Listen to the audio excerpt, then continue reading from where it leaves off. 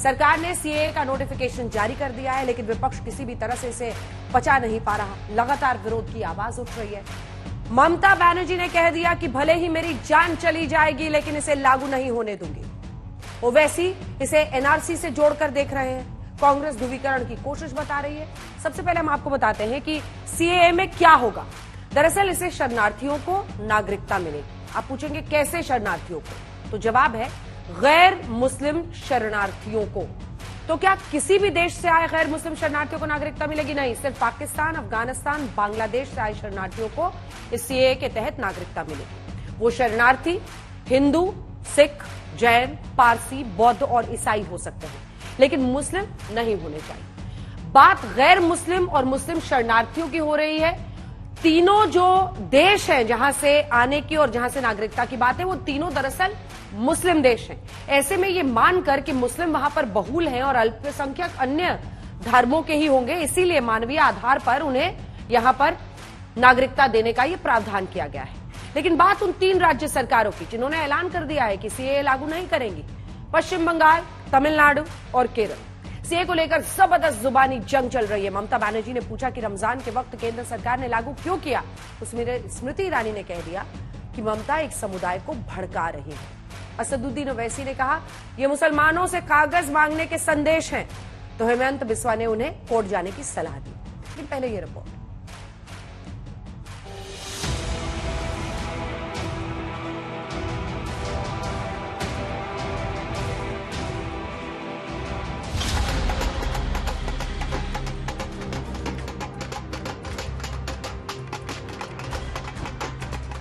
CAA नागरिकता देने का कानून है, नागरिकता लेने का कानून नहीं है। जैसे ही नागरिकता संशोधन कानून लागू हुआ, पड़ोसी देशों से आए लोगों में खुशी की लहर दौड़ी और विपक्ष ने फौरन विरोध शुरू किया। तमिलनाडु, पश्चिम बंगाल और केरल में राज्य सरकारों ने केंद्र को चुनौती दी और कानून लागू करने से इनकार कर दिया। ममता बनर्जी तो जान देने की बातें करने लगी। বাংলায় আমরা থাকতে কোনো ডিটেনশন ক্যাম্প করতে দেব না, কোনো এনআরসি করতে দেব না, কারো অধিকার কাটতে দেব না, কাউকে বঞ্চনা করতে দেব না, কাউকে লাঞ্ছনা করতে দেব না।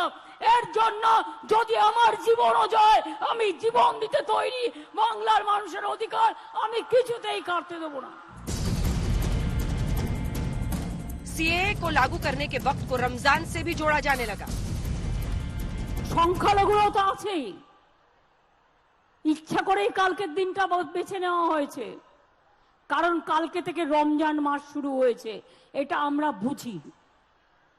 বিজেপির খেলা হচ্ছে হিন্দুতে হিন্দুতে ভাগ করে দেওয়া, মুসলিমে মুসলিমে ভাগ করে দেওয়া। और जैसे ही चुनाव आया, रामनवमी को पब्लिक हॉलिडे डिक्लेयर कर दिया और फिर निश्चित रूप से किसी न किसी मंच से चुनाव के वक्त चंडी पाठ जरूर करेंगी। निश्चित रूप से ममता बंदोपाध्याय जानबूझकर वोट बैंक की राजनीति के लिए कुछ समुदायों को भड़काएगी, लेकिन हर हिंदुस्तानी जानता है कि नरेंद्र मोदी का ये निर्णय न्याय संगत है, ह्यूमन डिसीजन है। असदुद्दीन ओवैसी ने सीएए को एनआरसी से जोड़ दिया। सीएए एक्ट को सिर्फ आप सीएए से मत देखिए, इसको आपको एनपीआर से और एनआरसी से जोड़कर देखना पड़ेगा। और जब वो होगा तो जाहिर है उसमें सबसे ज्यादा निशाना बनेंगे मुसलमान, दलित, आदिवासी और गरीब लोग। ये ऐसा एक सुरक्षा है सीएए के वजह से कि इस देश के नागरिक जो है, जो मुसलमान है, उनको अगर आप बचाना चाहते हो तो बाहर से दंगा फसाद करने वाले लोगों को अंदर आने से रोकना पड़ेगा। दिल्ली के सीएम अरविंद केजरीवाल ने कह दिया कि पड़ोसी देशों के शरणार्थी आए तो चोरी और बलात्कार बढ़ेंगे। पता नहीं वो कौन लोग हैं, क्या हैं, सारी कानून व्यवस्था चरमरा जाएगी, चोरियां, डकैतियां, बलात्कार बढ़ेंगे हमारे देश के अंदर, पूरी कानून व्यवस्था। और पता नहीं कैसे कैसे लोग आएंगे वहां पे। सुरक्षा व्यवस्था, हमारे देश की सुरक्षा व्यवस्था का क्या होगा?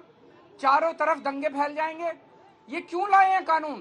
बता रहे हैं बीजेपी केवल अपना वोट बैंक बनाना चाहती है। हमें डकैत भी कहा जा रहा है। हमें इस बात का खेद है भाई अरविंद केजरीवाल जी, ना हम बलात्कारी हैं, ना हम लुटेरे हैं। हम वही हैं अरविंद केजरीवाल जी जो कोविड में आप हमारे को हाथ जोड़ जोड़ के कहते थे लंगर भेजो। हम वही हैं अरविंद केजरीवाल जी जिनको हाथ जोड़कर कहते थे रकाबगंज के अंदर हॉस्पिटल बना दो, ऑक्सीजन दे दो। हम वही हैं, हम बलात्कारी नहीं हैं, हम तो लोगों की जान बचाने वाले लोग हैं। एक घटिया बयान अरविंद केजरीवाल जी को वापस लेना चाहिए।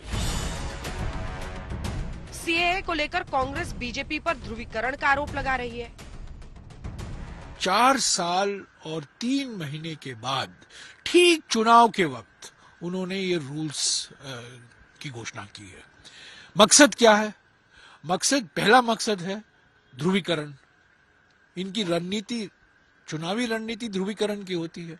अब भारत में भरोसे का भूचाल को भय भ्रम के भौकाल से आप बंधक बनाने की कोशिश करेंगे और इस तरह के फेक फैब्रिकेटेड किस्से कहानियां गढ़ने की कोशिश करेंगे तो उसमें सफल नहीं होंगे। और ये काम इन्होंने 7 दशकों से ज्यादा समय से किया है।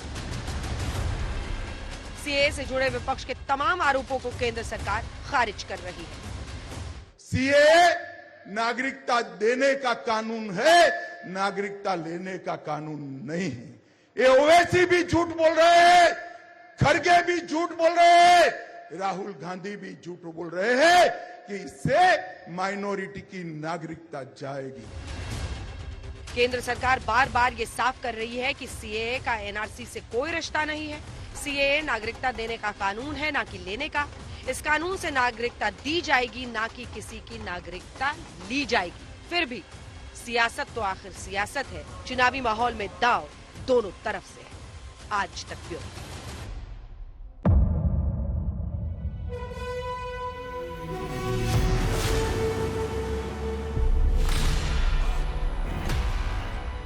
मुद्दों का मैदान, जिम्मेदारी लेंगे, तर्कों पर घमासान। क्या बताना चाहते हैं इस देश को? किससे किसकी ठनी, न्याय की नीति नहीं बनती है। किसने दी, किसे पटखनी? क्या सच है जिसको छिपाने की कोशिश? खबरों की दुनिया का सबसे बड़ा अखाड़ा दंगल देखे मेरे यानी चित्रा त्रिपाठी के साथ रोज शाम 5 बजे सिर्फ आज तक पर।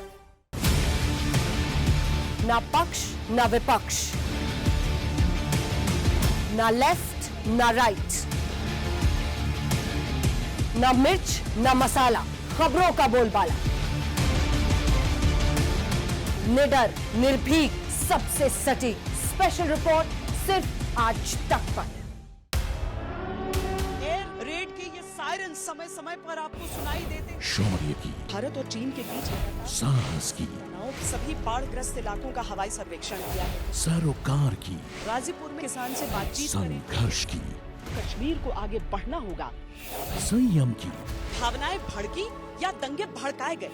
सवालों की, जनता के लिए, जनता के द्वारा, जनता की दस्तक। श्वेता सिंह के साथ सिर्फ आज तक पर।